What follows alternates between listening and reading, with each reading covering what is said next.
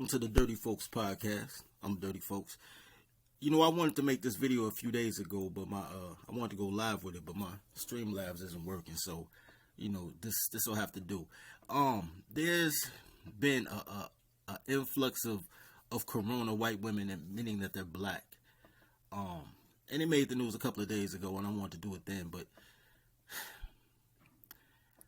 here it goes. First of all, let's read the woman's here. Her name is Jessica Krug. She's actually an associate professor at George Washington University that teaches about Africa, Latin America, the diaspora, things like that. Matter of fact, let's read the article. A professor of African and Latin American studies who portrays herself as a black woman has now revealed that she's lying. Jessica Krug, an associate professor at George Washington University, has written extensively about Africa, Latin America, the diaspora, and identity, all while claiming her own black and Latina heritage. But in an article published on Medium.com on Thursday, Krug revealed the truth. She is white. She's quoted, "To an escalating degree over my adult life, I have eschewed my living experience as a white Jewish child in suburban Kansas." Let me repeat that. Jewish child. That'll be important later. And under various assumed names and identities with blackness that I had no right to claim. First as a Northern African blackness, U.S.-rooted blackness, then Caribbean-rooted Bronx blackness. First of all, North African blackness, that's hilarious. All right, now, take a look at this one. This is what I want to get at. You'll never see white men fake being a black man. There has been one case of that. We'll get to the end of the video. But you'll always see white women pretending to be black, and they'll always pass. Look at her. She looks like a light-skinned chick. So when black girls talk about, I can wear weave, I can do what I want to do, this is what they're aspiring to be. They make it so easy for white women to look black because black women always want to look white.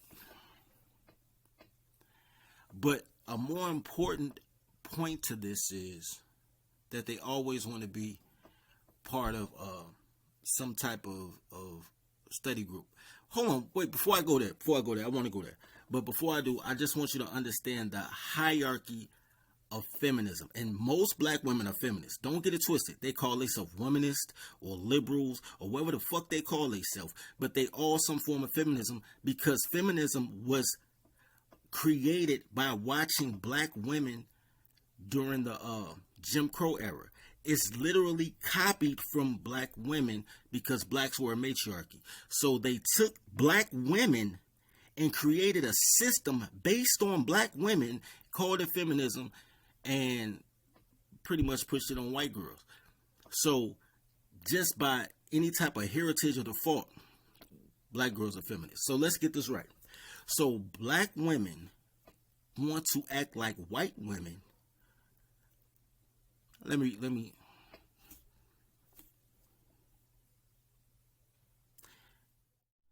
start that over. Black men follow black women who follow white women who follow gay white men who want to emulate black women. I'm going to say that again. Black men follow black women who follow white women who follow gay white men who want to emulate black women. That's the whole lip liner about to make their lips look fat, the whole rouge to make it look like they got cheekbones, trying to look like black women, right? So that's why they have black women out here looking like trannies, because it makes it easier for everybody else to look like a black woman. But black women don't care because, fuck the patriarchy, right? Anyway, so here's what I was going to say about that. So what ends up happening is all these women who fake, and don't think the ones that admitted that they acted black are the only ones. They everywhere. All these women who fake black are always in a position to influence other minorities, right? So they're always like, remember Rachel Dolezal? She was part of the NAACP, activist. Right here, Jessica Krug, activist. Then you also have white women who, and it's a bunch of them that fake black, and then they also, try to be Native American. Remember when this woman right here, Elizabeth Warren, pretended to be Native American for the benefits of being Native American, as far as going to school or whatever the case may be. There's also a white woman, and this is one I want to talk about for real. There was also a white woman who pretended to be a Native American professor on Twitter, and then staged her own death and said she died from the coronavirus on Twitter, right? But even that woman, let's read this real quick, because I want you to understand this. A white neuroscientist has been revealed to have spent years pretending to be an indigenous professor on social media, the hoax only coming to light after she killed off her creation via coronavirus. So all the way to Corona, I'm telling you, Corona exposing these white girls. But all the way into Corona, everybody thought she was Native American.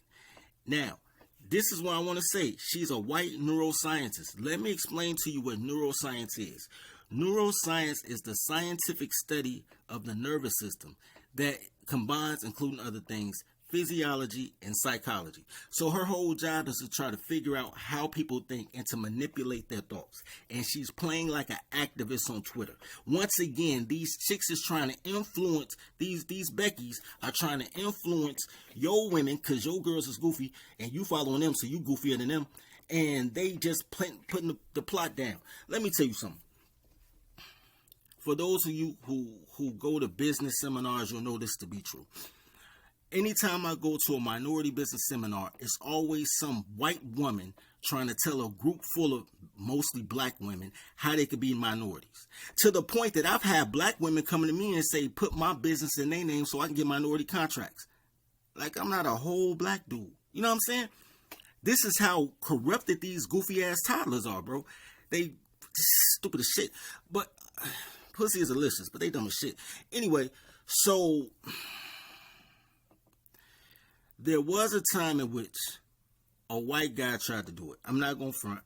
But even then, he was a Jewish activist. First of all these quote-unquote white women, you also notice they all Jewish. Now, the dude who did it, this was in 1959. His name was John Howard Griffith.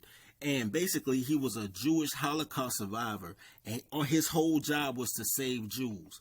But when he got to America, he wanted Americans to understand the Jewish plight, so he faked like he was black just so he can incorporate the black experience and assimilate it to the Jewish experience so white people will understand black people's pain. Even though it wasn't about blacks, he took all that money he got from the books and tours, whatever, and tried to save other Jews. So even he was a culture vulture, but there's no black person who could look at this man and tell me that they would think that he was black with some shoe polish on him. Ain't nobody to say that.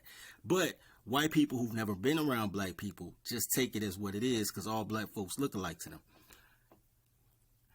So all these Jews, quote unquote activists, for you is fucking you over, and you out the loop, black man. We all we got, bro. Tribe up, man. Tribe up. Let's put all these divisions aside, because all we got is us, black males. This ain't black people, because black women ain't really on your side, B. Black girls just fuck the winners. So we just got to be winners. So love each other as you love yourself. Feed the pack.